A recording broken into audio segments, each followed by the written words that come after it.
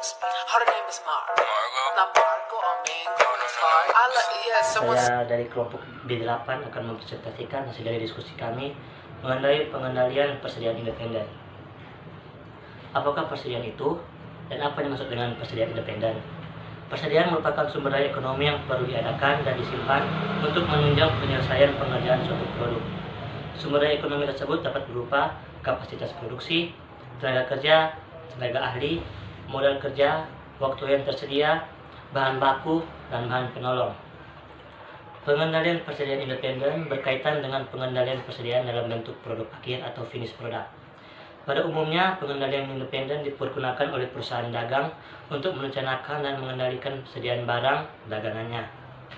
Tujuan pengendalian persediaan: yang pertama, untuk memelihara independensi operasi; yang kedua, untuk memenuhi tingkat permintaan yang bervariasi; yang ketiga, untuk menerima manfaat ekonomi atas pemesanan bahan dalam jumlah tertentu; yang keempat, untuk menyediakan suatu perlindungan terhadap variasi terhadap waktu perusahaan bahan baku; dan kelima, untuk menunjang fleksibilitas penjadwalan produksi.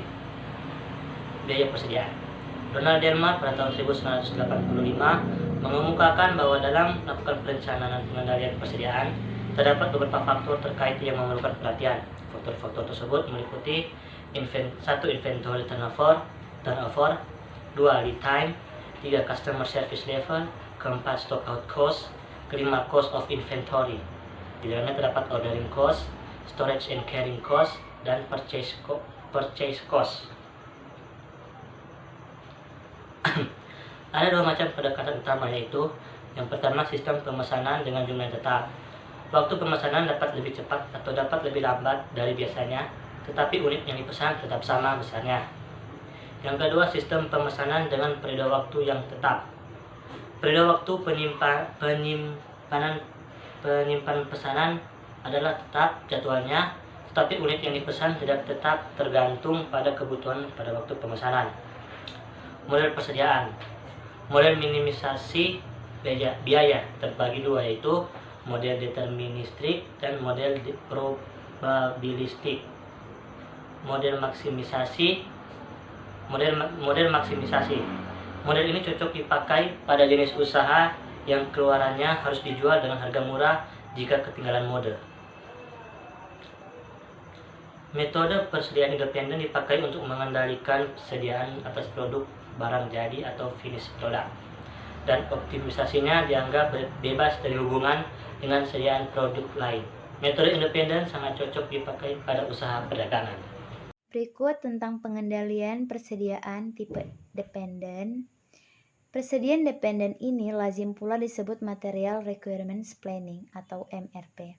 Perencanaan kebutuhan material atau MRP adalah suatu metode yang dimulai dengan kegiatan peramalan terhadap permintaan produk jadi yang independen, menentukan kebutuhan permintaan terkait untuk 1. Kebutuhan terhadap tiap jenis komponen; 2. Jumlah pasti yang benar-benar diperlukan; 3. Waktu membuat peramalan secara bertahap yang diperlukan untuk memenuhi pesanan guna mencakup suatu rencana produksi. Menurut para ahli seperti Heiser dan Render 2004 menyebutkan bahwa MRP adalah model permintaan terkait yang menggunakan daftar kebutuhan bahan, status persediaan, penerimaan yang diperkirakan, dan jadwal produksi induk yang dipakai untuk menentukan kebutuhan material yang akan digunakan. Dan Chase DKK 2001 menyatakan bahwa MRP adalah logika untuk menentukan banyaknya part, komponen, dan material yang diperlukan untuk memproduksi suatu produk. Menurut Taylor 2000 menyatakan bahwa MRP adalah suatu teknik pengendalian persediaan dan perencanaan produksi dengan sistem komputerisasi untuk menyusun rencana pesanan pembelian dan pesanan pengerjaan material, komponen, dan perakitan. Berikut adalah gambaran umum MRP dan aplikasinya. Berikut adalah langkah-langkah yang perlu diterapkan dalam penerapan MRP, yaitu pertama, perusahaan harus lebih dahulu menetapkan jumlah produk akhir yang akan diproduksi dalam usaha menjawab permintaan yang ada. Penentuan ini dapat dilakukan melalui dua cara, yaitu pertama, mempergunakan angka-angka pesanan pelanggan melalui angkat pemesanan yang disampaikan. Kedua, melakukan estimasi statistik atas jumlah permintaan terhadap produk akhir. Dan angka-angka ramalan ini menjadi landasan untuk menyusun Master Production Scheduling atau MPS. Untuk langkah kedua, perusahaan harus melakukan pemantauan atas status persediaan untuk setiap jenis material secara berkala melalui stock opname. Sediaan yang ada menjadi pengurang terhadap kebutuhan total yang diturunkan dari target produksi. Informasi atas penerimaan persediaan, sediaan yang dalam pemesanan, sediaan yang telah dipakai, dan sisa yang masih ada di gudang harus dicatat dalam buku persediaan. Informasi inventory record ini menjadi landasan untuk menentukan volume pesanan. Next, langkah terakhir untuk diterapkan dalam penerapan MRP yaitu perusahaan menetapkan jumlah unit yang dibutuhkan dari setiap jenis material yang akan diproses guna memenuhi target produksi yang sudah didefinisikan.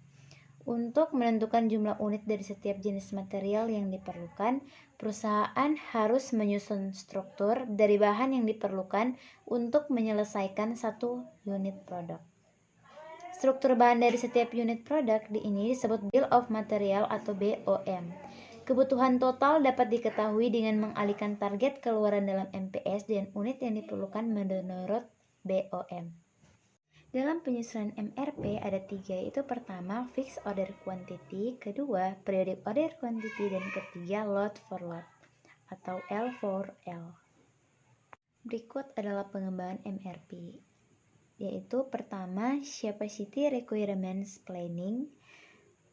CRP adalah suatu sistem terkomputerisasi yang merancang proyeksi beban dari rencana material yang ditentukan kepada kapasitas suatu sistem, sekaligus mengidentifikasi beban yang kurang dan beban yang terlalu berat.